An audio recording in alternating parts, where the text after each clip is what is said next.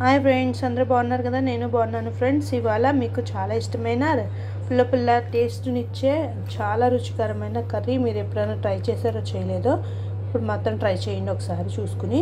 ఇదిగోండి కోడిగుడ్లు చిక్కుడుకాయ కర్రీ. దానికి కావాల్సింది ఏంటంటే చిక్కుడుకాయల్ని చక్కగా చిన్న చిన్నగా ముక్కలుగా కట్ చేసుకుని ఉడకపెట్టుకోవాలి. నేను ఉడకపెట్టుకున్నాను. అలాగే ఇదిగోండి కోడిగుడ్లు కూడా ఉడకపెట్టుకోవాలి. ఉడకపెట్టి పక్కన పెట్టుకున్నాను. అలాగే ఉల్లిపాయలు, పచ్చిమిర్చి, అలాగే టమాటాలు. ఫస్ట్ పొయ్యి మీద బాండీ పెట్టుకుందాం ఫ్రెండ్స్. బాండీలో నూనె వేసుకోవాలి. బాండీ పెట్టుకుని నూనె వేసుకుంటున్నాను. చూడండి ఫ్రెండ్స్,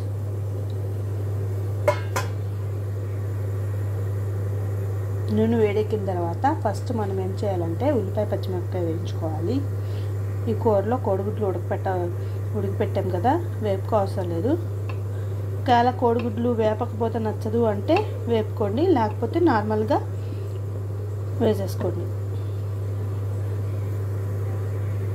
నూనె కాగిపోయింది ఫ్రెండ్స్.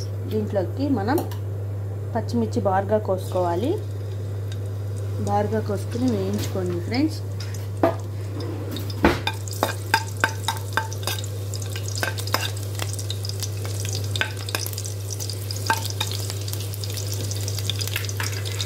పచ్చిమిర్చి కూడా వేయిపోయింది.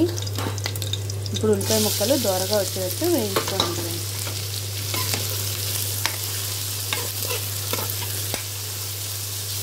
నా కర్రీస్ చేయడం ఎలా ఉన్నాయో కామెంట్స్లో పెట్టండి ఫ్రెండ్స్. ఎవరు కామెంట్స్ పెట్టట్లేదు, అలాగే లైక్ చేయట్లేదు.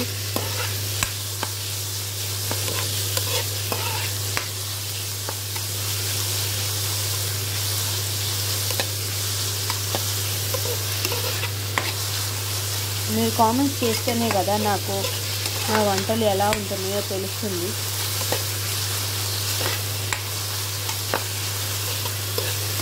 గోల్డెన్ బ్రౌన్ కలర్ వచ్చేదాకా వేయించుకోవాలి ఉల్లిపాయ. ఇంకొన్ని ఫ్రెండ్స్, ఉల్లిపాయ గోల్డెన్ బ్రౌన్ కలర్ వచ్చేసింది కదా, చిన్నగా కోసి పెట్టుకున్న టమాటాలు వేసేసి మగ్గనిచ్చుకోవాలి బాగా. టమాటా ఎంత మగ్గితేనే అంత కూర టేస్ట్ వస్తుంది, లేకపోతే టేస్ట్ రాదు. చలికాలంలో వేడి వేడి వస్తువులే కొంచెం వేడివేడిగా వండుకొని తినటం, అలాగే వేడి వేడి పాలు తాగటం, వేడి వేడి వాటర్ తాగటం, ఇలా చేశారంటే కొంచెం చలి తగ్గుతుంది.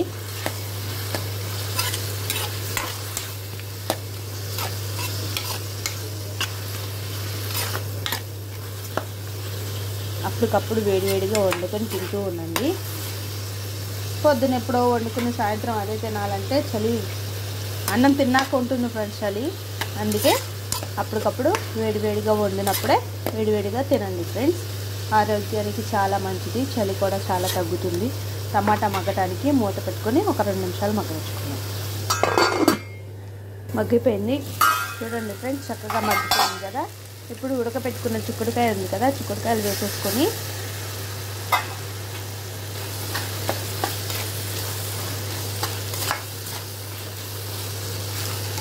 దాంట్లోకి కొంచెం ఉప్పును పసుపు వేసుకుని మరొక 2 నిమిషాలు మగ్గనించుకోవాలి. ఇదిగోండి పసుపును ఉప్పు వేసుకుంటున్నాను.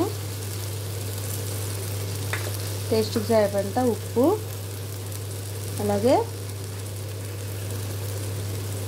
పసుపు కూడా వేసుకోవాలి.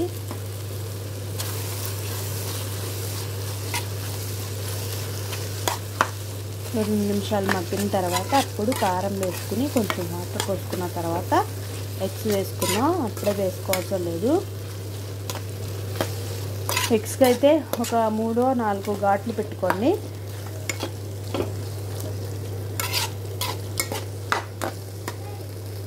చూడండి, ఉప్పు వేయగానే కొంచెం మళ్ళీ వాటర్గా అవుతున్నట్టుంది కర్రీ. అందుకే 2 నిమిషాలు మగ్గనివ్వండి అని చెప్పారు. ఇప్పుడు కారం వేసుకుంటున్నాను. టేస్ట్కి సరిపడంత కారం కూడా వేసుకోవాలి. ఉప్పు తగ్గినా కారం తగ్గినా టేస్ట్ బాగోదు ఫ్రెండ్స్. ఉప్పు సమానంగా వేసుకోవాలి, కారం సమానంగా ఉండాలి. 2 సమానంగా ఉంటేనే కూర రుచి వస్తుంది. ఏది కొంచెం తక్కువైనా కూర పాడైపోతుంది. దీంట్లోకి కొంచెం వాటర్ పోసుకుందాం. ఇవన్నీ కొంచెం వాటర్ పోసుకోవాలన్నా కదా,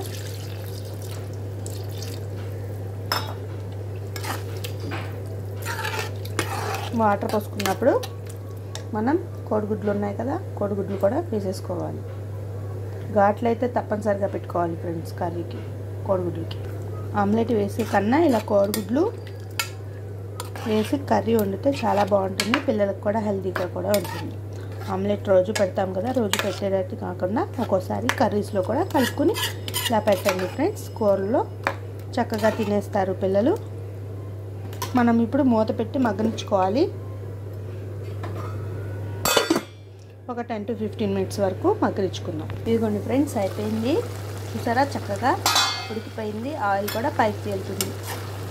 ఈ విధంగా రోజు చేసి పెట్టండి, పిల్లలు కానీ పెద్దలు కానీ చాలా ఇష్టంగా తింటారు.